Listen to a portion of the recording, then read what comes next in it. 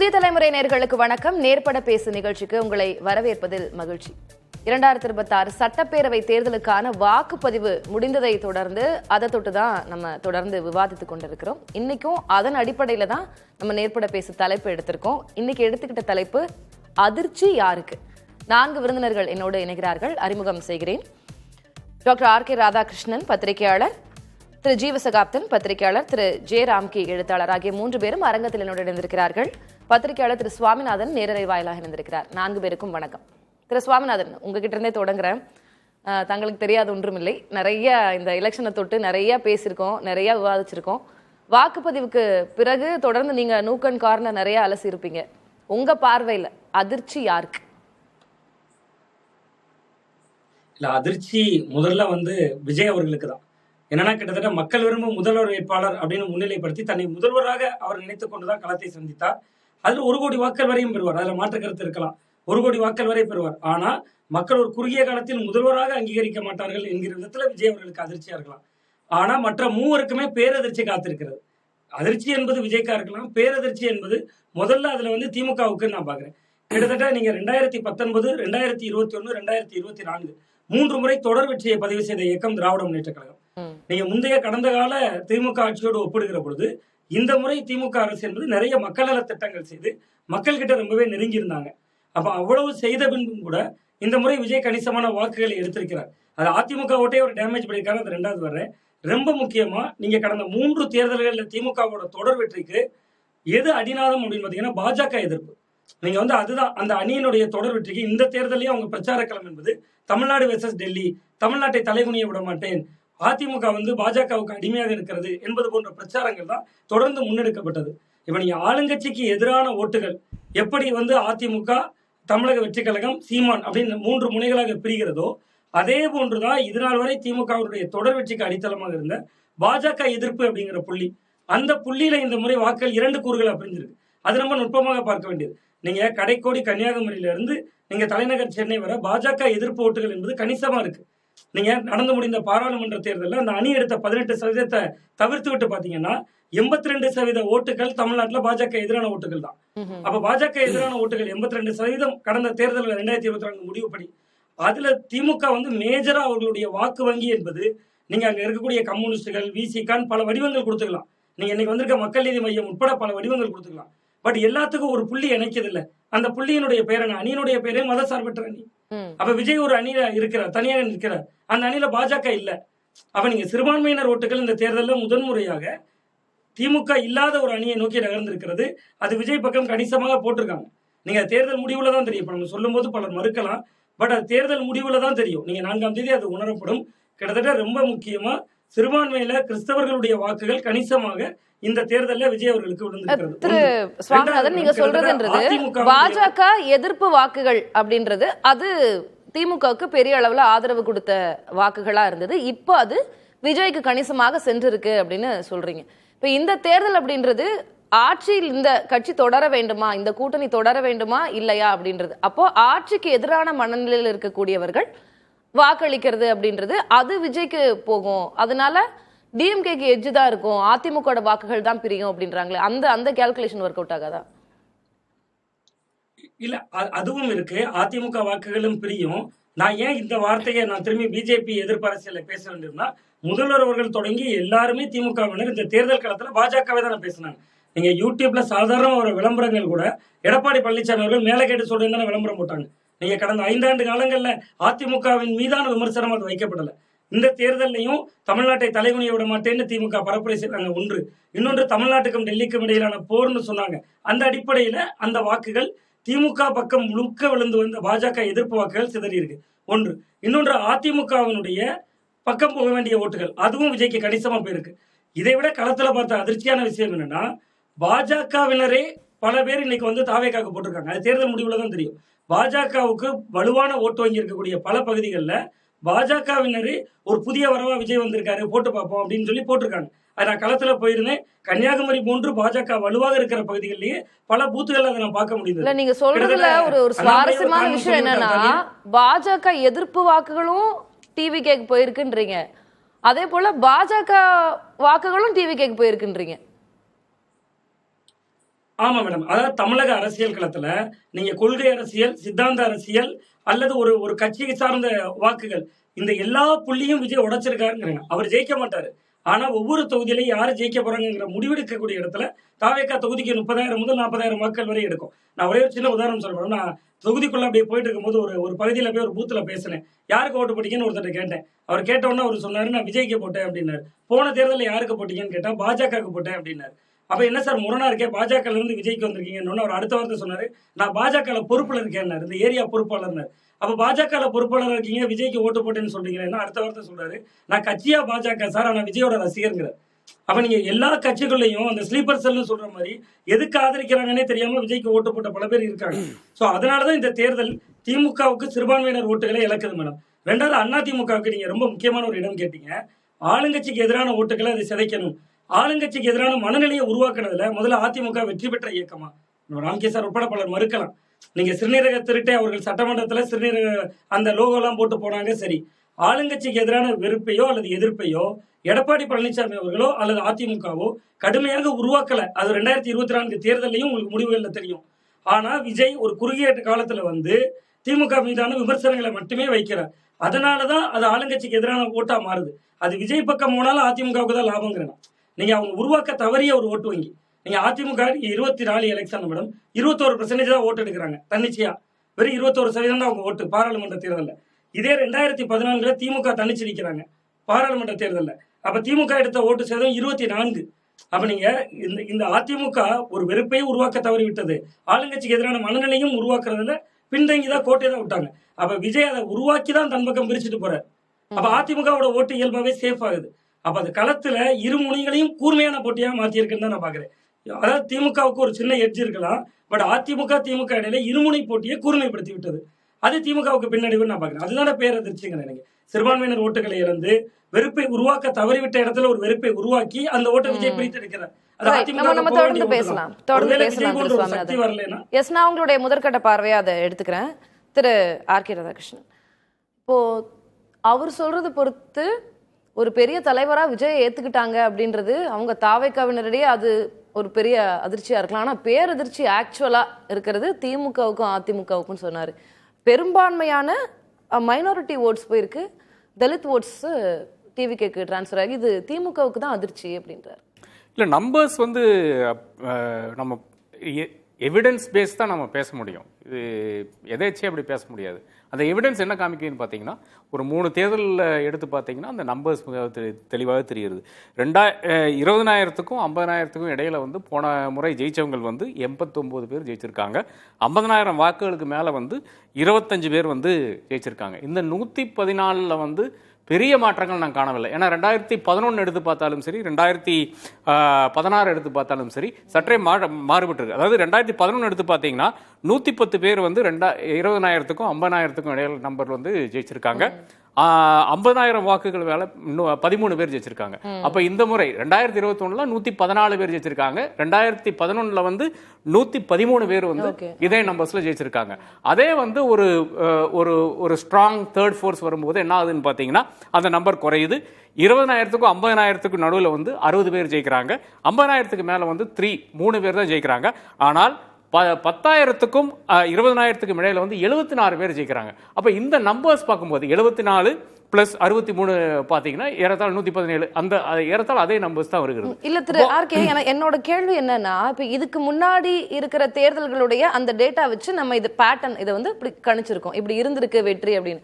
ஆனா இது வரைக்கும் இருந்த பேட்டர்ன் எதுவுமே இந்த எலெக்ஷனுக்கு, இந்த வோட்டிங் பேட்டர்னுக்கு அப்ளை ஆகாது அப்படின்னு தானே சொல்றாங்க. எல்லா திசைகள்ல இருந்தும் வந்து விஜய்க்கு வாக்கு விழுந்திருக்குன்னு தானே சொல்றாங்க. கிடையாது, அப்படி கிடையாது. அது வந்து 2016 அப்படியே தானே. 2016 வந்து ஒரு 3ஆம் முன்னணி வந்து நிக்கிறது.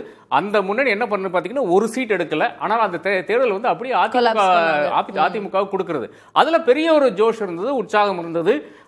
அனைவரும் நம்பினார்கள், இவர்கள் அதிகாரத்துக்கு வருவார் என்று கூட நம்பினார்கள். அதை விட பெருசு அப்படின்றாங்களே, அந்த எப்படிங்க பெருசுன்றாங்க. இல்ல இது பர்சன்டேஜ் வேணா அதிகமாக தவிர அதை தாண்டி ஒன்னும் பெரிய டிஃபரன்ஸ். அதிர்ச்சி யாருக்கு? அப்ப இதுல அதிர்ச்சி சிறிய கட்சிகளுக்கு தான். சிறிய கட்சிகளுக்குன்னா கூட்டணி கட்சிகளுக்கு, அனைத்து கட்சிகளுக்கும் அதிர்ச்சி தான். அது விடுதலை சிறுத்தைகள் ஆனாலும் சரி, பாஜக ஆனாலும் சரி, தேமுதிக ஆனாலும் சரி, மதிமுக ஆனாலும் சரி, பாமக ஆனாலும் சரி, எல்லாத்துக்கும் காங்கிரஸ் ஆனாலும் சரி, அனைவருக்கும் வந்து இதுல நிச்சயமாக பெரும் அதிர்ச்சி வரப்போகுது. டிஎம்கேக்கு அதிர்ச்சி இல்லையா? டிஎம்கே ஏடிஎம்கே ஒரு ஏறத்தாழ இதே நம்பர்ஸ்ல தான் வரும்னு நான் கருதுறேன். நம்பர்ஸ் நமக்கு வந்து சொல்ல முடியாது, நான் வந்து ஜோசியரும் கிடையாது, அதனால அது சொல்ல முடியாது. என்னை பொறுத்தவரை வந்து அவர்களுக்கு 2 பேருக்கும் இருக்கின்ற வாக்கு வங்கிகளில் வந்து பெரிய சரிவு வராது என்பதுதான் என்னுடைய. திரு சுவாமி சொன்ன மாதிரி சிறுபான்மை ஓட்டுகள் அப்படின்றது ஒரு பெரிய ஷிஃப்ட் நடந்திருக்கு, அது விஜய் பக்கம் போயிருக்கு அப்படின்னு சொல்றாரு இல்லையா? இல்ல அப்படி ஷிஃப்ட் ஆகிறதுக்கு வழியே கிடையாது. அதாவது ஒரு 2% 3% சங்க்னு வைங்களேன், சங்கு கூட கிடையாதுன்னு சொல்லுவேன் நான். அதாவது ஒரு சிறுபான்மையினர் எதற்காக வாக்களிக்கிறார்கள், இது வந்து நான் ஃப்ரண்ட் லைன்லேயே ஒரு ஆர்டிகல் எழுதியிருக்கிறேன். அதாவது அன்கமிட்டட் ஓட்டர்ஸ் இருக்காங்க, அன்டிசைடட் ஓட்டர்ஸ் 2 கேட்டகரி இருக்காங்க. அதாவது தீர்மானிக்காத, யாருக்கு வாக்களிக்க வேண்டும் என்று தீர்மானிக்காதவர்கள் வந்து ரொம்ப கம்மியா இருப்பாங்க, 1 to 1.5% தான் இருப்பாங்க. அதாவது பூத்துக்கு போயிட்டு பார்த்துக்கலாம், எவனாச்சும் ஒருத்தனுக்கு ஓட்டு போடலாம், அது ரொம்ப கம்மியாக தான் இருப்பாங்க. ஆனால் அன்கமிட்டட் ஓட்டர்ஸ் என்பது ஒரு பெரிய மெஜாரிட்டியா இருப்பாங்க. அந்த மெஜாரிட்டி அந்த ஏறத்தாழ ஒரு 40% இருப்பாங்க. அதுல தான் ஒரு எஸ்டிபிஐ, ஒரு ஐயுஎம்எல் இவர்கள்லாம் அதுல தான் வர்றாங்க. அப்போ எஸ்டிபிஐ வந்து 2024 யார் கூட இருந்தாங்க? அதிமுக கூட இருந்தாங்க. அப்போ அதே வாக்காளர்கள் என்ன பண்றாங்க பார்த்தீங்கன்னா, அப்படியே என் மாசம் மூவ் பண்ணி இன்னைக்கு வந்து திமுக கூட்டணியில் இருக்காங்க, அந்த திமுகவுக்கு தான் அவர்கள் வாக்களிப்பார்கள். இந்த மைனாரிட்டிஸ்னுடைய ஓட்டிங் பேட்டர்ன் நீங்க பாத்தீங்கன்னா, என்னுடைய கேஸ்ல எனக்கு தெரியும் எப்படி மைனாரிட்டிஸ் ஓட் பண்ணாங்கன்னு. ஒரு சென்னை பிரஸ் கிளப் எலெக்ஷனுக்கே எனக்கு தெரியும் எப்படி ஓட் பண்ணாங்கன்ட்டு. அப்போ அந்த அளவுக்கு வந்து மைனாரிட்டிஸ் மிக தெளிவா இருக்கிறார்கள். நீங்க மண்டி போட்டு நடத்தினால, ஒரு சர்ச்சில் நடத்தினால மட்டும் அவர்கள் எல்லாம் வந்து உங்களுக்கு ஓட்டு வாக்களிக்க மாட்டார்கள். சிறிய சர்ச்சஸ் இருக்கு, அந்த சிறிய சர்ச்சஸ் வேணால் அதுல இருக்கிற நபர்கள் வந்து வாக்களிக்கலாம். ஒரு இடத்துல இருக்கிற பாதிரியார் சொல்றதை கேட்காம வாக்களிக்கிற நபர்களும் இருக்கிறார்கள். அது ஒரு கன்சிடரபிள் நம்பர் இல்லைன்னு சொல்றேன். ஏனென்றால் மைனாரிட்டிஸ்க்கு இன்னைக்கு இந்தியாவில் இருக்கின்ற இந்த தாக்குதல் என்பது அனைவரும் அறிஞ்ச ஒரு உண்மையா இருக்கிறது. நம்மளை விட அவர்களுடைய மெசேஜஸ் அவருடைய குரூப்ல வந்து அந்த அளவுக்கு அதிகமாக வருகிறது. கிறிஸ்டியன்ஸ் மேல இருக்கின்ற தாக்குதல், இந்தியாவில் நடக்கின்ற தாக்குதல் என்பது சாதாரண தாக்குதல் கிடையாது. அப்போ ஒரு பாஜகவே அட்டாக் பண்ணாத ஒரு நபர் ஒரு விஷயத்துக்கும் வந்து ஜனநாயகம் தன்னுடைய படத்தை வந்து பாஜக முடக்குது, அது கூட ஒரு வாசிப்பர இன்னும் நான் கொஞ்சம் லேமனா கேட்கணும்னு ஆசைப்படுறேன். நீங்க அந்த சொன்னீங்களா அந்த 40% அன்கமிட்டட் ஓட்டர்ஸ், அவங்க இவ்வளோ எல்லாம் யோசிப்பாங்களா? இல்ல விஜய் நம்ம ரொம்ப நாளா பாத்துட்டு இருக்கோம்பா, நமக்கு பிடிச்சிருப்பா, அவர் சொன்னார்ல பாஜக நிர்வாகியா இருக்கிற ஒருத்தரே இல்ல எனக்கு விஜய் பிடிக்கும் அதனால நான் அந்த மாதிரி போட மாட்டாங்களா மைனாரிட்டி? அது ஒரு ஹிந்து யோசிக்கிறதுக்கும் ஒரு மைனாரிட்டி யோசிக்கிறதுக்கும் பெரிய வித்தியாசம் இருக்கு. இது என்னாலேயே அந்த அளவுக்கு கணிக்க முடியாது. நான் உட்கார்ந்து பல நபர்களோட பேசுறதுனால எனக்கு தெரியுது. மைனாரிட்டிஸ் நம்மளை விட அதிகமாக யோசிக்கின்ற நபர்கள், அதை நாம் ஒரு காலத்திலும் மறந்துவிட முடியாது. அவர்கள் வந்து நீங்க ஒரு சென்டென்ஸ் பேசும்போது கூட அதுல எங்காச்சும் ஒரு இடத்துல வந்து ஏதாச்சும் ஒரு பிழை இருந்திருந்தால், இல்லை என்றால் ஒரு மைனாரிட்டிஸ்க்கு எதிரான ஒரு கருத்து எங்காச்சும் வந்திருந்ததுன்னா அது அவர்கள் வந்து டப்புன்னு வந்து பிடிப்பார்கள். அவருடைய நீங்க பேசியல் எக்ஸ்பிரஷனே சாதாரண ஒரு எல்லா இண்டிகேஷன்ஸும் விஜய் கொடுக்கறாருல, அவரு மாலை போட்டு போறதாகட்டும், சர்ச்சுக்கு போறதாகட்டும், அது எல்லாமே அந்த இண்டிகேஷன்ஸ் எல்லாமே அவரு விஜய் இல்ல எல்லாம் பண்றாரு, ஆக்டர் மாதிரி எல்லாம் பண்றாரு, அதுல தவறே கிடையாது. ஆனால் அது எங்க அடிபட்டு போகுதுன்னு பாத்தீங்கன்னா, பாஜக எதிராக என்ன பேசி இருக்கிறார், உயிர் இருக்கான்னு தானே பாக்குறாங்க. இது ஊழல் கட்சி, ஆமா திமுக ஊழல் கட்சி, அதிமுக ஊழல் கட்சி. அப்படி இருந்தால் கூட யார் நின்றுருக்கார்கள்? இன்னைக்கு வந்து அதிமுக பாஜக கூட போய் நிக்குது, அதனால அங்க வாக்களிக்க முடியாது. விஜய்க்கு வந்து ஏன் வாக்களிக்க முடியாதுன்னு பார்த்தீங்கன்னா, தன்னுடைய கேஸ்லயே அவர் வந்து பாஜகவுக்கு எதிராக பேச மாட்டேங்கிறார். அப்ப நம்முடைய கேஸ் எங்க பேசுவாருங்கிறது தான். அப்போ மைனாரிட்டிஸ்ல இருக்கின்ற ஒரு சின்ன ஒரு வெரி ஸ்மால் செக்ஷன் மட்டும் வாக்களிக்கிறதுக்கு, விஜய்க்கு வாக்களிக்கிறதுக்கு சான்ஸ் இருக்கிறது. பட் விஜய்க்கு என்றால் திருச்சி ஈஸ்ட்ல வாக்களிப்பாங்க, பெரம்பூர்ல வாக்களிப்பாங்க. ஆனா அதை தாண்டி இன்னொரு இடத்துல வந்து வாக்களிக்கிறதுக்கு வாய்ப்பே கிடையாது. ஓகே, திரு ராம்கி, நீங்க எப்படி புரிஞ்சுக்கிறீங்க? அதிர்ச்சி யாருக்கு அப்படின்னா, இது டிஎம்கேக்கா, ஏடிஎம்கேக்கா, தாவேக்காக்கா, இல்ல நீங்க வேற ஏதாவது ஒரு நரேஷன் வச்சிருக்கீங்களா? இல்ல, அதிர்ச்சியோட ஆச்சரியங்கள் இருக்கலாம். நிச்சயமா ஆச்சரியங்கள் இருக்கக்கூடும், நிச்சயமா இருக்கும். அதிர்ச்சிங்கிறது நான் அந்த 4 மேஜர் பார்ட்னர்ஸ்க்கு அதிர்ச்சியெல்லாம் இருக்கிறதுக்கு வாய்ப்பு நினைக்கிறேன். ஏன்னா அவர்களுக்கு அவரவருடைய உயரம் தெரியும். யாருக்குமே அதிர்ச்சி இல்லையா? நிச்சயமா. என்னன்னா, நீங்க வந்து வெளிப்படையா நாங்கள் 210 தொகுதிகளில் ஜெயிப்போம்னு உண்மை வெளில சொன்னா கூட, உள்ளுக்குள்ள தான் எத்தனை தொகுதிகள் ஜெயிக்க முடியுங்கிறது ஒரு கால்குலேஷன் போட்டு தான் அவங்க தொகுதி உடன்பாடே செஞ்சிருக்காங்க. ஸோ அதனால அவங்களுக்கு தெரியாது சார். ஆட்சி மாற்றம்லாம் ஒரு சில இடங்கள்ல பேசப்படும் போது, அரசியல் விமர்சகர்கள் சிலர் முன்வைக்கப்படும் போது அந்த மாதிரி அதிர்ச்சியோ இல்ல அதிமுக வந்து ஃபுல்லா விஜய் சாப்பிட்டுருவாரு அப்படிங்கும்போது அதிமுக மாதிரி ஒரு கட்சிக்கு அதிர்ச்சி அப்படி அந்த மாதிரி இல்ல அதுதான் அது மாதிரி இருக்க வாய்ப்பு இல்லை. நான் எதுக்காக நினைக்கிறேன்னா நான் மேஜர் பார்ட்னர் கூட்டணி எடுத்துக்கிறேன். நான் ஆர்கே சார் சொன்னதை உடன்படுறேன். கூட்டணி கட்சிகளோட பெர்ஃபார்மன்ஸ் குறைவாகத்தான் இருக்கும். அதனால மேஜர் பார்ட்னர் திமுக, அண்ணா திமுக, நாம் தமிழர், தவேகா. ஸோ இவங்களுக்குள்ள அதிர்ச்சி அப்படின்னா இவங்களுக்கு தெரியும் எந்தெந்த இடத்துல தங்களுக்கு செல்வாக்கு இருக்குங்கிறத. ஈவன் புது பார்ட்டியான தாவே கொடுத்து அதனால தான் அவங்க சென்னையில் போட்டிட்டாங்க. அவங்களுடைய தலைவர்கள் எல்லாருமே சென்னையில் போட்டியது காரணம் அதான். விஜய் வந்து பெரம்பூரில் போட்டியதற்கும் திருச்சி கிழக்கில் போட்டியிடுவதற்கான காரணம் நமக்கு எல்லாருக்கும் தெரிஞ்ச விஷயம் தான். ஸோ இந்த இடத்துல நின்னா அவங்களுக்கு வெற்றி வாய்ப்பு கிடைக்கணும். அதனால அவங்களுக்கு அதிர்ச்சிங்கிறது மாரி இல்லை. நான் உங்களுக்கு அதிர்ச்சிங்கிறத எப்படி டிஃபைன் பண்ணுறேன் எப்படின்னா, ஒவ்வொரு தொகுதியிலும் வெற்றி கிடைக்கல, தோல்வி கிடைச்சுன்னா அது வேற. ஓகே, அதிர்ச்சிங்கிறது எப்படின்னா 3வது இடத்தை பெற்றால் அது அதிர்ச்சி. இதுக்கு நீங்க ஒப்புக்கொள்கிறீங்களா? 3வது இடத்தில் ஒரு கட்சி பெற்றதுன்னு வச்சுங்களா, முதலிடத்துக்கு வரக்கூடிய கட்சி 3வது இடத்தை பெற்றால் அது அதிர்ச்சின்னு நம்ம சொல்லலாம். ஸோ இந்த அதிர்ச்சி அந்த அப்படிங்கிறது 3வது இடத்துக்கு வரக்கூடிய நிலைங்கிறது அதிமுக வருவதற்கு வாய்ப்பு இல்லை. இதே ஃபர்ஸ்ட் பிளேஸ் இல்லை செகண்ட் பிளேஸ் தான் வருவாங்க. ஏன்னா அவங்களுடைய கட்டமைப்பு தனியாக நின்று 2024 23% வாக்கு பெற்றிருக்கிறார் எடப்பாடி அவர்கள். ஸோ 23%. கூட்டணி கட்சிகள் பாஜக அந்த என்டிஏ வந்து ஒரு 11% எடுத்துருக்காங்க. ஸோ 23 இது ஆட் பண்ணீங்கன்னா எப்படியும் உங்களுக்கு 34% வருது. ஸோ கூடுதலாக நீங்கள் வந்து ஆன்டி இன்கம்பன்சியல் ஃபேக்டரு, திமுக எதிரான வாக்குகள், தாவேக்காக எதிரான வாக்குகள், நாம் தமிழ் எதிரான வாக்குகள், நடுநிலையான வாக்குகள், இல்லை நான் சொல்றேன் இதெல்லாமே சேர்த்து இதெல்லாமே சேர்த்து நான் இவ்வளோ வெரைட்டியும் சேர்த்து ஒரு 6% போடுறேன். அப்படி போட்டா கூட 40% வாக்குகள் அப்படின்னு இருக்கும்போது 40% வாக்குகள் இப்போ இருக்கிற ஒரு கட்சி வந்து எய்தர் வெற்றி பெறும், நம்பர் 1 பொசிஷனுக்கு வரும், இல்லை நம்பர் 2 பொசிஷனுக்கு வரும். நிச்சயமா நம்பர் 3க்கு போகவே போகாது. ஸோ அதனால இங்கேயே வந்து இப்போ நீங்க சொல்ற பேட்டர்ன் படி பார்த்தா அப்போ திமுக அதிர்ச்சி தான். இப்போ இல்லை நான் அது வரேன். அண்ணா திமுகவை பொறுத்த வரைக்கும் 40% ஈவன் இதே அப்ளிகபிள் இல்ல ராம்கி, நீங்க சொல்றீங்க ஆன்டி டிஎம்கே ஓட் அப்படினீங்க. ஆன்டி டிஎம்கே ஓட் வந்து இப்போ அது ஏடிஎம்கேக்கு தான் வரணும் அப்படின்றது இப்போ ஒரு ஆள் வந்துட்டாங்க, தேர்ட் ஃபேக்டர் வந்துட்டாங்க. அவரு டிஎம்கே வெர்சஸ் டிவிகே அப்படின்னு தான் இவ்வளவு நாளா கட்டமைச்சிருக்காரு. ஆன்டி டிஎம்கே ஓட்டு பிரியுதுங்கிறது தானே இப்ப பிரச்சனையே ஏடிஎம்கேக்கு. கரெக்ட். ஆன்டி டிஎம்கே மட்டும் இல்லங்கிறதுக்காக தான் நான் இப்போ எங்க எக்ஸாம்பிள் சொன்னேன். திமுக அந்த 23% கோர் ஓட்டு, அண்ணா திமுகவுடைய கோர் ஓட்டு. அந்த மோடி திரும்ப பிரதமராக வரணும்னு நினைச்சு ஓட்டு வந்து ஆன்டி டிஎம்கே ஓட்டு கிடையாது, மோடிக்கான ஃபேவரட் ஓட்டு அந்த 11%. இது ரெண்டு 23 + 11 அப்படி ரெண்டுமே உங்களுக்கு ஒரு கோர் ஓட்டு தான். ஆக்சுவலா ஆன் டாப் ஆஃப் தட் நீங்க சொல்ற அதான் சொல்ற ஆன்டி இன்கம்பன்சி ஃபேக்டர் நீங்க ஒரு 10% இருக்குன்னு வச்சுங்களா ஆன்டி இன்கம் ஃபேக்டர் வாக்குகள், அதுல 6% விஜய் பக்கம் போறதுன்னு வச்சுங்களா, அந்த ரிமைனிங் போர்ஷன் இருக்குல்ல அது வந்து கொஞ்சமாவது அதிமுகவுக்கு நாம் தமிழருக்கு வரும்ல, நான் அதை தான் கவுண்ட் பண்ணி 6% சொன்னேன். ஸோ அதனால ஆன்டி இன்கம்பன்சி ஃபேக்டர் முழுமையாக அதிமுக வராது, இது என்பது நிஜம். First factor. ரெண்டாவது, சென்னையில் அதிமுக பிரசன்ஸ் இல்லைங்கிறது நிஜம். குறிப்பாக வட சென்னையில் நிஜமான போட்டி என்பது திமுகவுக்கும் தாவேகாவுக்கும் தான். ஸோ இதெல்லாம் கணக்கு பண்ணி பார்க்கும்போது ஒரு 10 தொகுதிகளில் வேணா அதிமுக பலவீனமாக இருக்கிறதா நம்ம நினைக்கிறோம். ஆனால் ரிமைனிங் போர்ஷன் 223 தொகுதிகள்லையும் அதிமுக ஒரு வலுவான பொசிஷன் இருக்கும்போது நீங்க சொல்ற அதிர்ச்சி கணக்கில் அதிமுக வருவதற்கான வாய்ப்புகள் இல்லை அப்படிங்கிறது தான் என்னுடைய கன்க்ளூஷன்.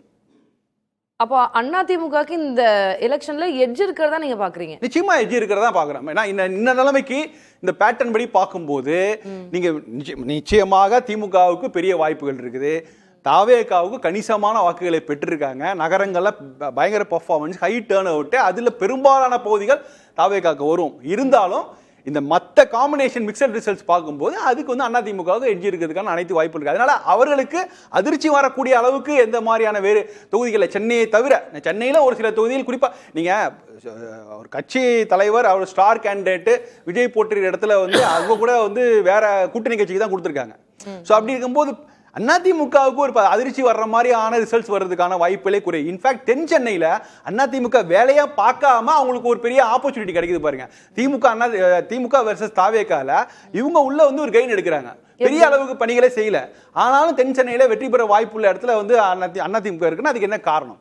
ஸோ அதனால வந்து நம்ம ஒவ்வொரு தொகுதியா எடுத்து பார்க்கும்போது 234 தொகுதியா நீங்க பார்க்கும்போது அப்ப பெரும்பாலான இடங்கள்ல அதிமுகவுக்கு அதிர்ச்சி வருவதற்கு வாய்ப்பு இல்லை. மேபி அதிர்ச்சி கூட சொல்லலாம், அதை திரும்ப சொல்றேன், ஆச்சரியங்கள் வார்த்தையை தான் பயன்படுத்துறேன். ஏன்னா அவங்களோட எதிர்பார்ப்பு அதிகமா இருக்கும்போது, எதிர்பார்ப்பு குறையும் போது அப்படி இருக்கும். அதிர்ச்சிங்கிறது ஷாக், பயங்கர எதிர்பார்த்ததை விட பெருமளவு குறைஞ்சாதான் ஷாக்கு. அதுக்கான வாய்ப்பு இல்லைன்னா பெரிய அளவுல அதிர்ச்சி எல்லாம் யாருக்குள்ள எஸ்பெஷலி அதிமுகவுக்கு எட்ஜ் இருக்கும் அப்படின்னு சொல்றாரு திரு ராம்கி.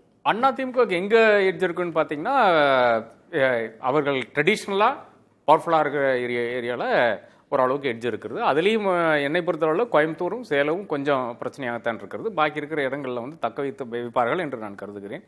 திருப்பூர் சவுத்து தாவேக்கா ஜெயிக்கிறதுக்கான வாய்ப்பு கூட நான் காண்றேன். அப்போ கோயம்புத்தூரில் ஒரு 3 தொகுதி, சேலத்தில் ஒரு 2 தொகுதியில் வந்து பிரச்சனையாக இருக்கிறது. ஊட்டி வந்து ஒரு வேளை பாஜக ஜெயிக்கிறது, மொடக்குறிச்சி அஃப்கோர்ஸ் பாஜக ஜெயிக்கிறது. அதை தாண்டி பாஜகவுக்கு பிரச்சனை தான் எக்ராஸ். இது சாத்தூரில் கூட பிரச்சனையாக தான் இருக்கிறது.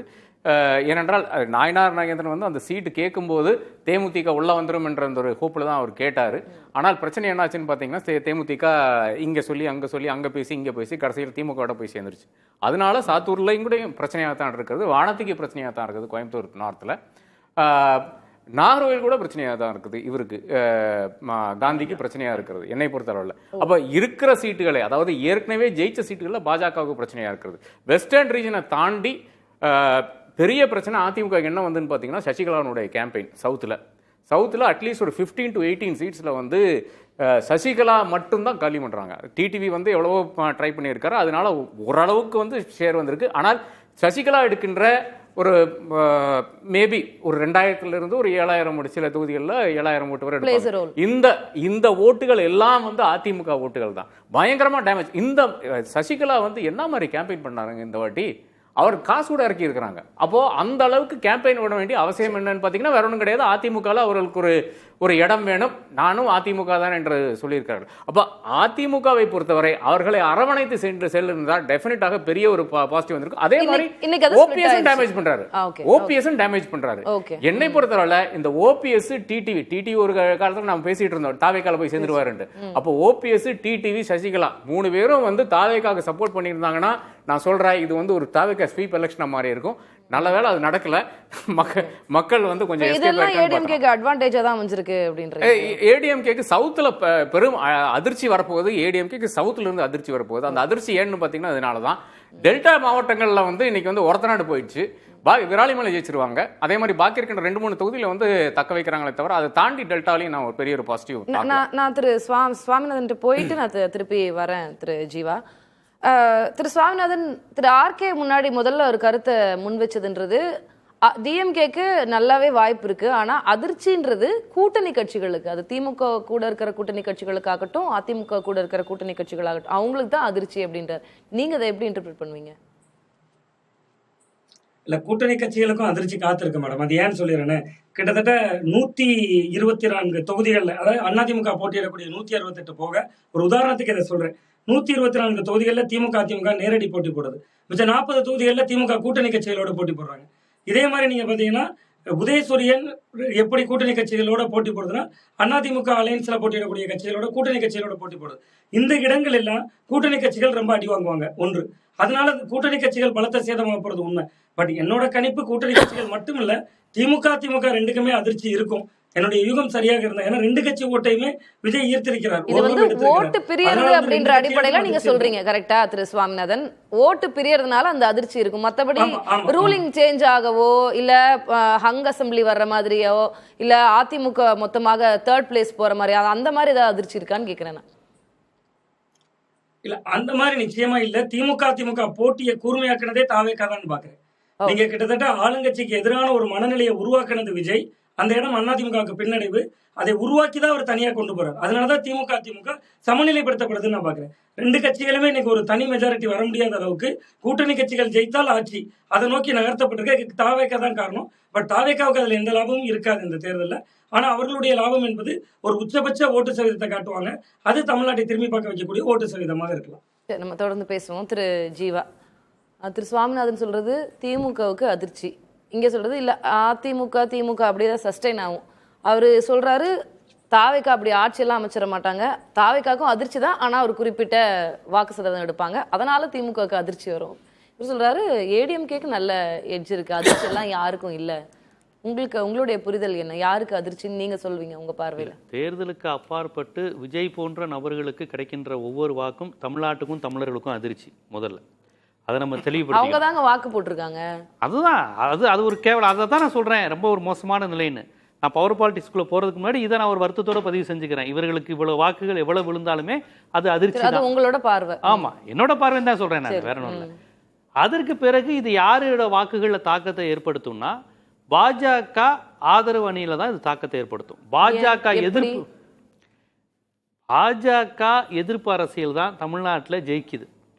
இன்னைக்கு வந்து பாஜக ஆதரவு அணிக்கு தான் தாக்கத்தை ஏற்படுத்தும்னா என்டிஏ கூட்டணிக்கு அதிர்ச்சின்றீங்க? கண்டிப்பா அவர்களுக்கு தான் தாக்கத்தை ஏற்படுத்தும். அதிர்ச்சி தமிழ்நாட்டுக்கு தான். நீங்க தாக்கம்ங்கிற வார்த்தையை பயன்படுத்துங்கன்னா அதை வந்து அதிமுக திமுகவை தாண்டி அதை நான் பார்க்குறேன். அதிமுகங்கிற கட்சிக்கு அந்த கூட்டணிக்கு கிடைக்கக்கூடிய வாக்குகளை தான் அவர் வந்து கணிசமாக வாங்க போறாரு. ஏன்னா விஜய் முன்னெடுக்கிற அரசியல் ரொம்ப சிம்பிள். திமுக அழியணும், திமுக எதிர்ப்பு, ஸ்டாலின் அன்கிள், இதைத்தான் அவர் முன்னெடுக்கிறார். அப்போ திமுக எதிர்ப்புங்கிற அரசியலை இங்கே 55 ஆண்டுகளாக செய்து கொண்டிருக்க கட்சி அதிமுக தான். திமுக ஒரு தீய சக்தி யார் சொன்னா? எம்ஜிஆர் சொன்னது தான். திமுக அழியணும், வாரிசு அரசியல், இதெல்லாம் அதிமுக பேசுற விஷயம் தானே. விஜய் புதுசா என்ன ஒரு அரசியல் செஞ்சாரு? தலைவர் யாருன்னு கேட்டா கடைசியில் எம்ஜிஆர் ஜெயலலிதா ரேஞ்சுக்கு வந்துட்டாங்க. எம்ஜிஆர் ஜெயலலிதா வரையும் தாவைக்காவினுடைய கொள்கை தலைவர்கள் லிஸ்ட்ல வந்துட்டாங்க.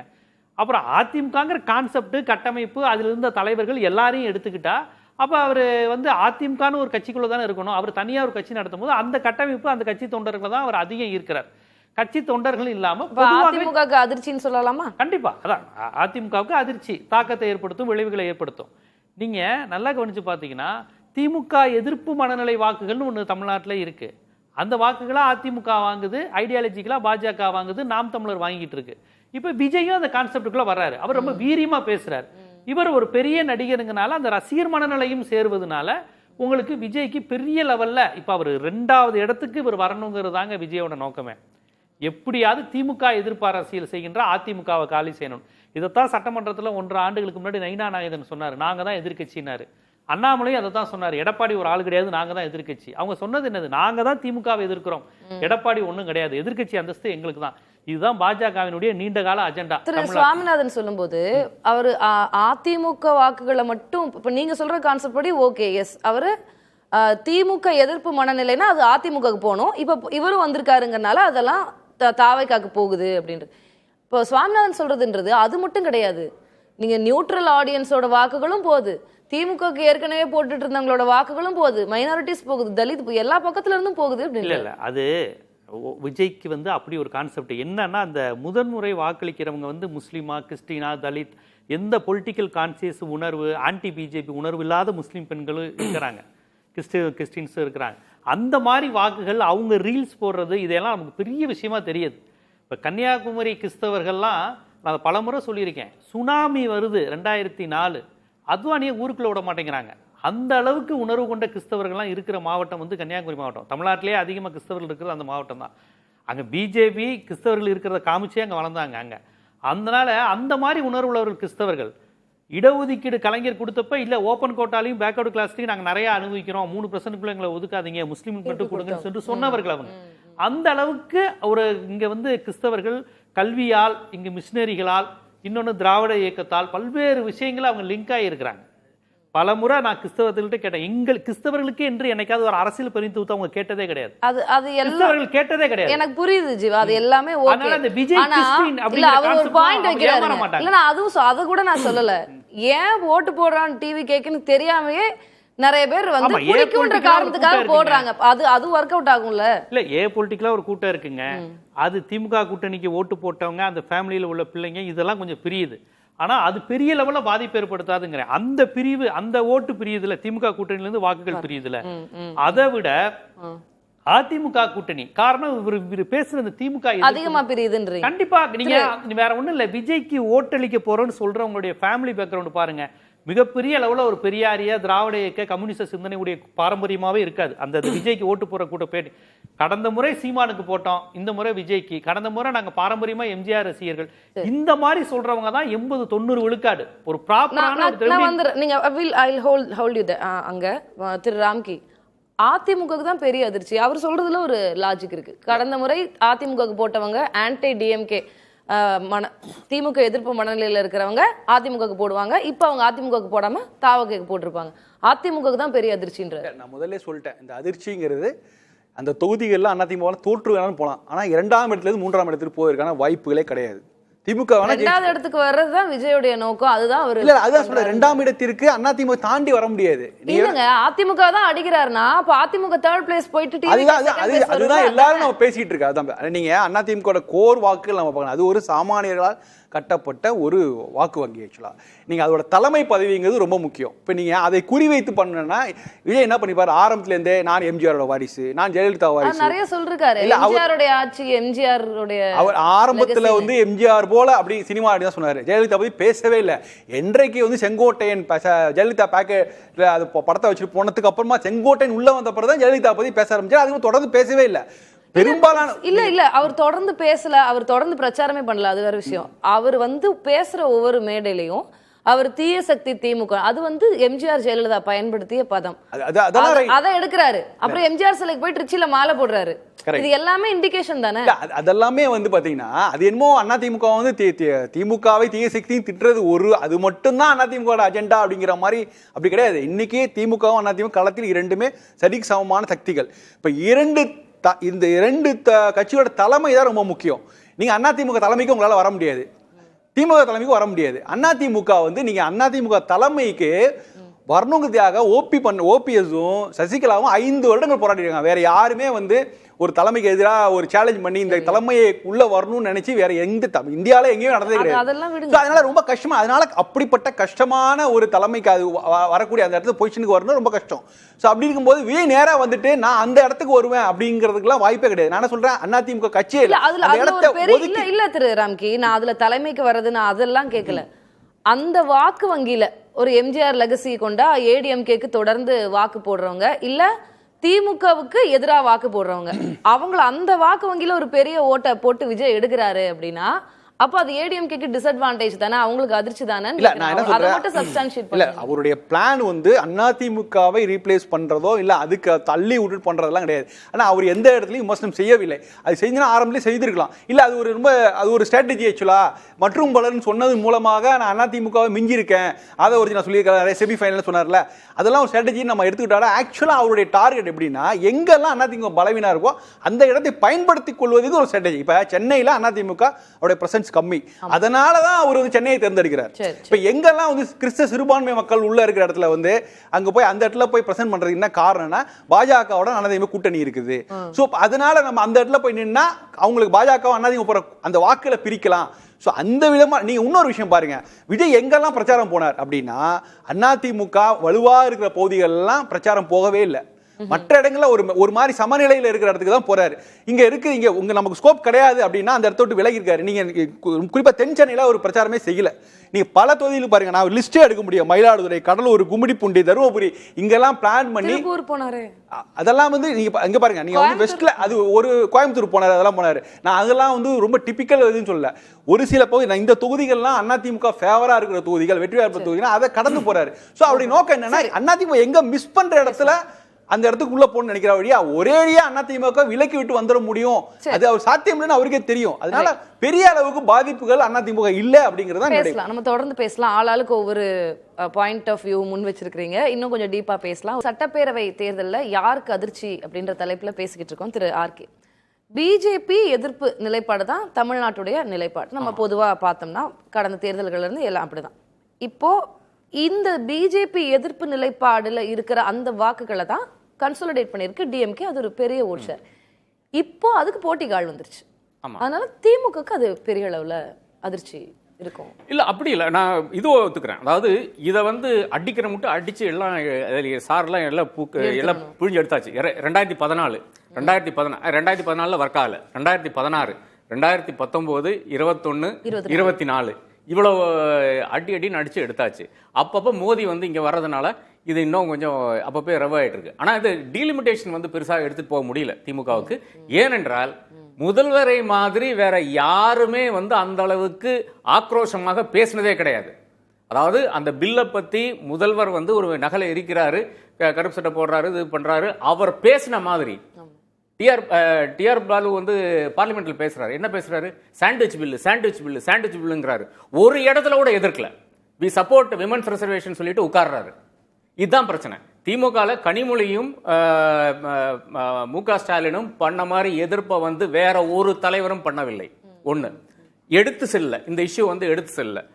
FCRI பில்லை வந்து எடுத்து செல்ல கேரளாவில் எடுத்து சொன்னாங்க, காங்கிரஸ் கட்சி எடுத்து செஞ்சு. அதாவது கிறிஸ்டியனை வந்து இது பாதிக்குங்கிறது பெரிய அளவில் எடுத்து சொன்னாங்க. இது வந்து இந்த முறை எடுத்தே செல்லவில்லை.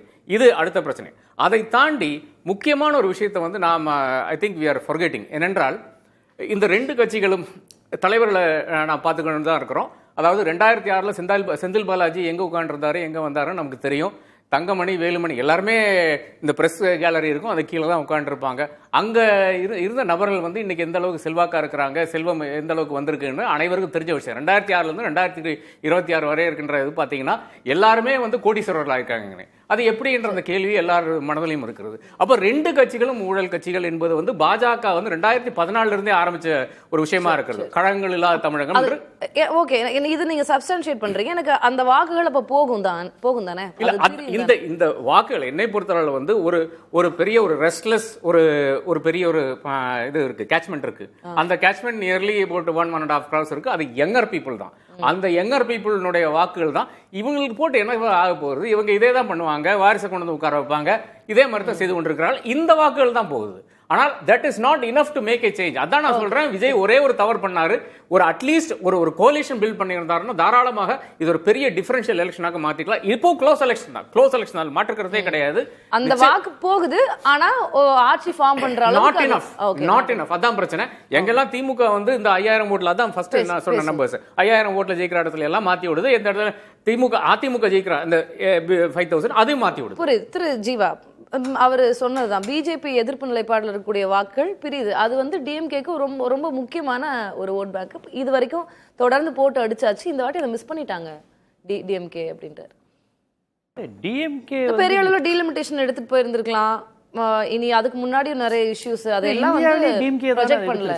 இப்ப வேற ஒன்றும், அந்த கிறிஸ்தவ தொண்டு நிறுவனங்களுக்கு வரக்கூடிய பணத்தை நிறுத்துறதுக்கான முயற்சி எடுத்த போது அதை வக்பு மசோதால இருந்து கிறிஸ்தவர்களுக்கான பிரச்சனையா இருக்கட்டும், தொகுதி மறுசீரமைப்பா இருக்கட்டும், தென்னிந்தியாவுக்கு வரக்கூடிய ஆபத்தா இருக்கட்டும், ஜிஎஸ்டியில் பிடிஆர் தானே முத அந்த மாநில திட்டக்குழுவில் கோவா, தமிழ்நாடு, உத்தரப்பிரதேசங்கிற அடிப்படையில் நீங்கள் கொடுக்கக்கூடாது அப்படிங்கிற கான்செப்ட்லாம், இந்த மாதிரி எல்லா விஷயத்திலையும் இந்தியாவில் முதல்ல எடுத்தது வந்து டிஎம்கே தானே. இவங்க தானே கொண்டு போறாங்க. எலெக்ஷன் நெருக்கத்துல கேம்பெயின்ல ஒர்க் அவுட் ஆகாத விஷயங்கள் சொல்றாரு திரு ஆர்கே. இல்லை அது எனக்கு தெரிந்துங்க. உங்களுக்கு இன்னைக்கு விஜயோட ஃபேக்டர், விஜய்க்கு போகிற ஓட்டுகள்லாம் இவ்வளோ கருத்தியல் ரீதியாக அவங்க பேசி இருக்கக்கூடிய அளவுக்கு இருக்கிறதா நான் பார்க்கல. கருத்தியல் ரீதியாக அவங்க இருக்கிறாங்க. டீலிமிட்டேஷன் வந்து இப்போ ஸ்டாலின் செய்கிறாரேன்னு கேட்டால் உங்களுக்கு தாவேக்கா நிர்வாகிக்கோ ரசிகர்களுக்கோ அது என்னன்னே தெரியாது. இவர் ஏதோ சும்மா ஜாலியாக பண்ணிக்கிட்டு இருக்காரு, ஏதோ பண்ணி ஏமாத்துறாரு, அவர் ஊழல் பண்ணிட்டு ஏமாத்துறாரு, வாரிசு அரசியலை மறைக்க ஏதோ பண்ணுறாரு, இப்படி தான் அவங்க பேசுவாங்க.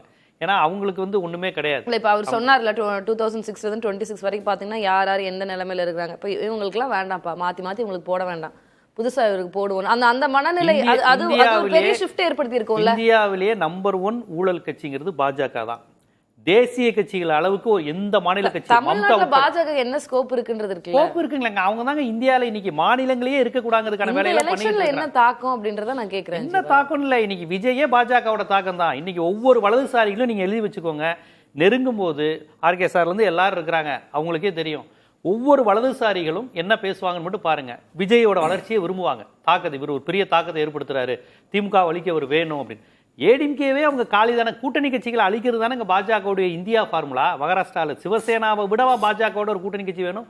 அவங்க இந்துத்துவ ஐடியாலஜியோட ஒன்றிணைந்த கட்சி சிவசேனா. ஆனால் இவங்க பவர் பாலிடிக்ஸ்காண்டி சிவசேனாவையே காலி பண்ணி இன்னைக்கு அவங்க ஒரு ஆன்டி பிஜேபி பேசக்கூடிய நிலைக்கு தமிழ்நாட்டில் இந்தியாவில் கொண்டு வந்துட்டாங்க. அதனால அப்படி ஒரு சூழல் இருக்கும்போது அதிமுகவை அவங்க விழுங்கிக்கிட்டு இருக்கும்போது விஜய் மாதிரி ஒரு ஃபோர்ஸ் இங்கே வரட்டும் அப்படின்னு அவங்க நினைக்கலாம். அதனால அதிமுக அழியிறத பாஜக மனசால விரும்பும். அதிமுக அவங்களுக்கு வந்து 2 திராவிட கட்சியில் ஒரு திராவிட கட்சி அழியணுங்க. திமுக வெர்சஸ் பிஜேபி கொண்டு வரணும். அது இப்போதைக்கு பிஜேபின்னு சொன்னா தமிழ்நாட்டில் ஓட்டு போட மாட்டாங்க.